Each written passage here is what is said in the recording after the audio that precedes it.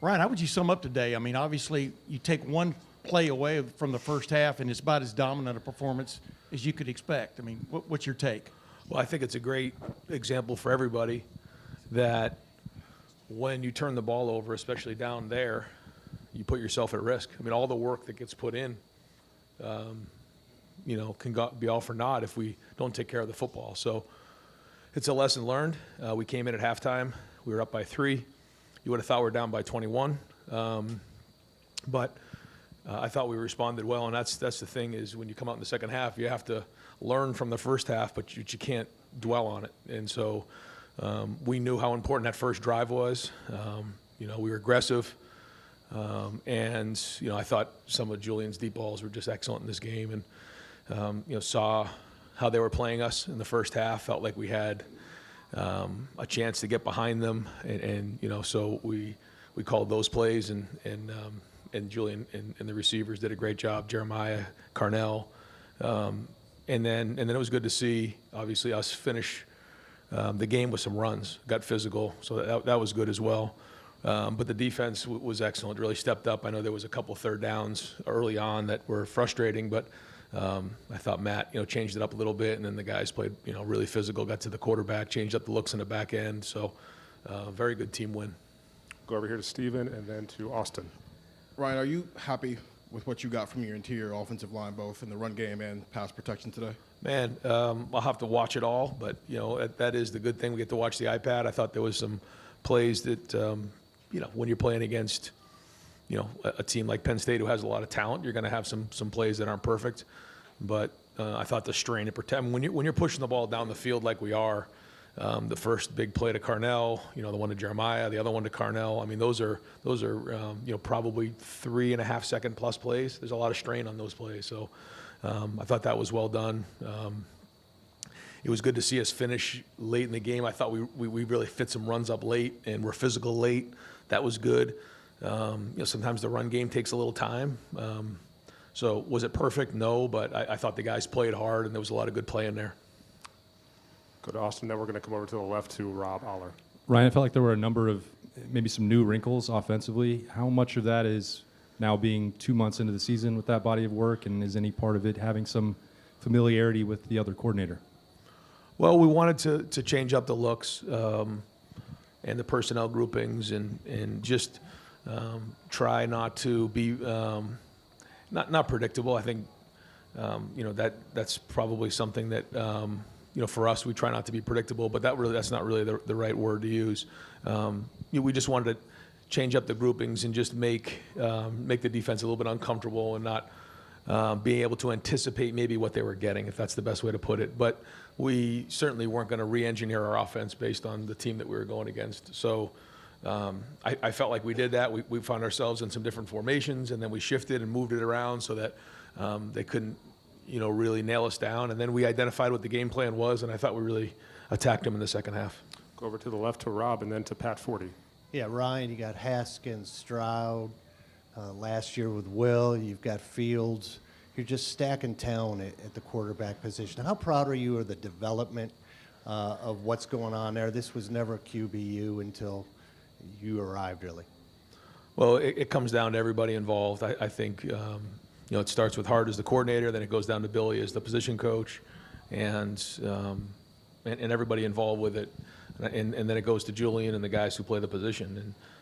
And Julian's, really getting more and more confidence every day. He works at it. I think the preparation that he puts in that quarterback room is starting to show.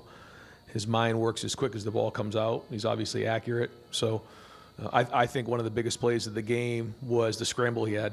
Would love to see him have two hands on the ball there, but that was a big scramble in that spot. You didn't know where the game was going, and that's what happens in those games. You fumble the ball in the first half, and it's a 3-point game at halftime. You don't get that first down. Who knows where the game goes? I mean, these are the turning points in the game that from following these games. And I know as years go on, you watch these games, you see those moments where the game could turn. And so I thought that was a big play. So he's growing in the run game as well, I think. But to answer your question, yeah, I believe that when you come as a position coach, it should be that position you. That's what I think. And I felt like that when I first got here. And it's great to see, the quarterbacks continue to believe in what we're doing. I don't know. I shouldn't say I don't know what else is out there. I've watched them from afar. I think there's some really good quarterbacks across the country this year. There's a lot of good quarterbacks in the conference. And so, it'll be told when the season's over. I think it's easy to be it whenever week 8, week 9, week 10, and try to make, proclamations on where guys are. I think we have to see, what the season, holds for us and the progress that's made, and then we go from there. And I think even when you look at, the Heisman Trophy, it's sort of after the season's over, and there's still a whole bunch of football to be played afterwards. So I think that's unique, but that's the tradition. But I do think that if Julian continues to play the way that he's playing, he deserves to be in the conversation at the very least. Go to Pat and then to Doug Lamorese. Robbie stole my question there. But, all right, I'll ask you just about Julian's unflappable demeanor. And even on that scramble, he looked like he was unhurried about, reading and reacting to that. Just how much maybe that demeanor helps him be as good as he is. Well, that's something that's very hard to teach. When you can feel the rush and not have your eyes on it, your eyes can be down the field, you can anticipate what's happening, and the ball comes out. And I'd like to tell you that we coach that, but we don't. He has that feel, and that's something that makes quarterback special. He has that trait. Go to, pass that mic over to Doug. Thank you. Ryan, you said it felt like you were down 21 at the half. Why did it feel that way? Did you want it to feel that way?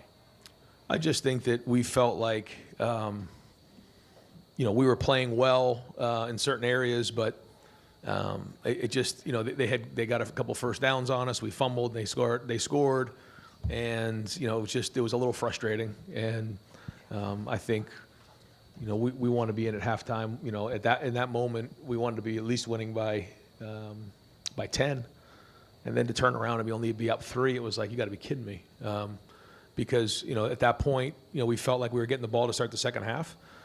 We were going to be somewhat aggressive, but not reckless. We wanted to end with the ball or points, and for us to fumble in the first play, it was very frustrating. So that's really what led to that, probably. Come over here to the right to Spencer. Ryan, with what you were saying on Tuesday about this kind of being a little bit more like the NFL and coaching is a business anyway, but did you sense that your players had a little bit of extra motivation this week on the defensive side? And then can you kind of sense the way that they were feeling throughout this game about, who's not calling defensive plays for you anymore? Honestly, no. I didn't feel any of that. Maybe, I guess, when the season started and when I was looking ahead, I thought maybe that would come into play, but it just didn't. I don't think any of our coaches or players were distracted by that.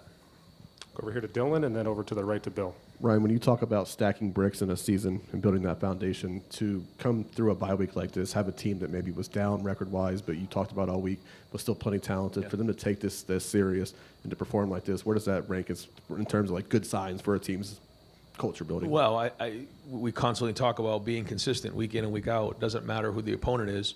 And I thought this was a good example of, really not testing the theory out, but seeing, where our team was in this area, because, if you have a young team where, you play to your opponent, you obviously put yourself at risk. And so how do you perceive a team that's, lost a few games in a row, and going through some difficult times? Well, these guys still have a lot of NFL players on the team, and we knew it was going to be a challenge. So, again, it just went back to us and our preparation and how hard we play. And, for us, that was just the next team on the list that we have to execute against. And that's a tribute to the coaches and a tribute to the players for continuing to believe in that and keep pushing. And I still think we all know that we can get better in certain areas. We got to keep pushing. And so we have to master the routine, and that's getting rest tonight, come back tomorrow, address the issues, and then it's on to Purdue. And last question to Bill in the front. You said it felt like you were down 21 at halftime. What was your message to the team at that point? Well, I said kind of what I tell you guys. You're either winning, losing, or you're tied at halftime. And we have to identify what went on in the first half and, say it all the time. All the work that gets put in, if we turn the ball over, your whole season can be ruined. So I don't want to just dwell on that one turnover. I feel like I'm talking about it a lot. But we just won 38-14 against Penn State. So if you said that to me about 2 months ago, I don't think I'd be talking about one fumble that we had. But I'd rather be talking about. And by the way, when I said that about Julian saying, I also feel like Carnell and Jeremiah. Again, if there's two better wide receivers in the country, I'd like to see them. And they deserve to be up for a lot of awards too as we're getting towards the end of the season, because it's not about individual recognition around here, but I know a lot of people, support their players. I want to make sure that I'm supporting my guys because, they're great players. And then we also have a bunch of guys on defense doing the same thing. So, but this is not about individuals, it's about the team. And that's something that's been a mantra to our team all season long.